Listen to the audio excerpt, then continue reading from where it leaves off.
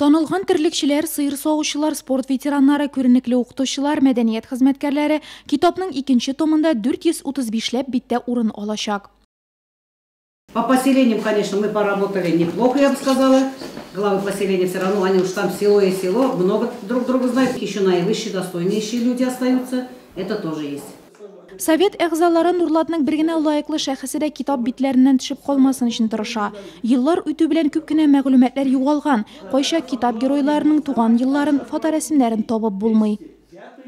Моңа кадәр без радио, телевидение һәм газета аша, район газетасы аша мөрәҗәгать иттек. Безнең районның лаеклы кешеләре турында кыскача биографиядан һәм фотолары белән бергә безгә тапшырырга һәм без аны китапка кертергез дип күп кенә мәгълүмат керде.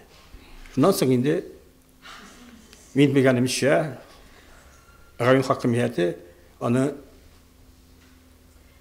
нәшр итү турында кайгыра башлаячак. Редакция советы үз эшен төгәлләде. Хәзер әзер басманы көтәсе кала. Киләчәктә 2нче китап битләреннән кемдер әти-әнисен, туганын, бабасын яки әбисен эзләп табар. Лаеклы якташларыбыз белән тагы бер кат горурланырга сәбәп булачак бу.